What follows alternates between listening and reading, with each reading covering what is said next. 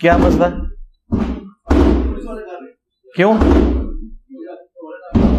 کوئی آیا ہے؟ اچھا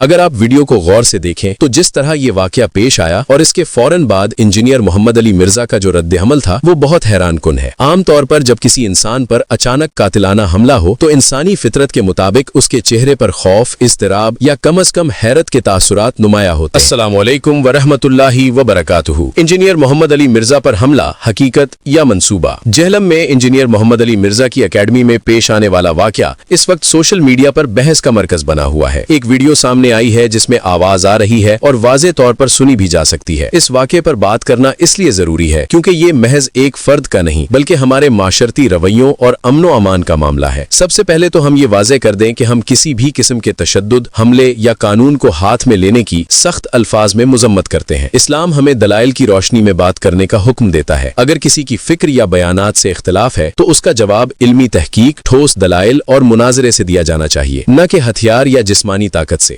تشدد ہمیشہ حق کی آواز کو کمزور کرتا ہے۔ لیکن اس ویڈیو کے سامنے آنے کے بعد عوامی حلقوں میں کچھ سنجیدہ سوالات اٹھ رہے ہیں۔ اگر آپ ویڈیو کو غور سے دیکھیں تو جس طرح یہ واقعہ پیش آیا اور اس کے فوراً بعد انجینئر محمد علی مرزا کا جو رد عمل تھا وہ بہت حیران کن ہے۔ عام طور پر جب کسی انسان پر اچانک قاتلانہ حملہ ہو تو انسانی فطرت کے مطابق اس کے چہرے پر خوف، اضطراب یا کم از کم حیرت کے تاثرات نمایاں ہوتے ہیں۔ انسانی نفسیات کہتی ہے کہ فائٹ اور فلائٹ یعنی لڑو یا بچو کی کیفیت میں بلڈ پریشر اور چہرے کے تاثرات قابو میں رکھنا تقریباً ناممکن ہوتا ہے، مگر یہاں ہم دیکھتے ہیں کہ مرزا صاحب کے چہرے پر کوئی خوف نہیں، کوئی گھبراہٹ نہیں۔ وہ نہایت سکون سے بیٹھے ہیں جیسے انہیں پہلے سے علم ہو کہ کیا ہونے والا ہے۔ ان کا یہ غیر فطری اطمینان اور چہرے کے تاثرات کا تبدیل نہ ہونا بہت سے لوگوں کو یہ سوچنے پر مجبور کر رہا ہے کہ کیا یہ واقعی ایک حقیقت تھی یا کوئی سوچی سمجھی پلاننگ؟ کیا یہ ہمدردی حاصل کرنے کا کوئی سیاسی حربہ تھا یا واقعی معجزاتی سکون؟ حقیقت حال سے تو اللہ کی ذات ہی باخبر ہے اور ہم کسی پر بغیر ثبوت الزام نہیں لگاتے، لیکن ظاہری شواہد اور یہ غیر فطری خاموشی کئی سوالات کو جنم دے رہی ہے۔ ہم مطالبہ کرتے ہیں کہ اس واقعے کی شفاف تحقیقات ہونی چاہیے تاکہ دودھ کا دودھ اور پانی کا پانی ہو سکے۔ ہمارا موقف واضح ہے، اختلاف دلیل سے کریں اور اگر کوئی واقعہ مشکوک لگے تو اسے عقل کی کسوٹی پر ضرور پرکھیں۔ آپ کی کیا رائے ہے کمنٹ میں ضرور اظہار کیجیے۔ بس اللہ تعالیٰ سے دعا ہے کہ اللہ تعالیٰ ہمیں صحیح بات سمجھنے اور اس پر عمل کرنے کی توفیق عطا فرمائے۔ آمین ثم آمین یا رب العالمین۔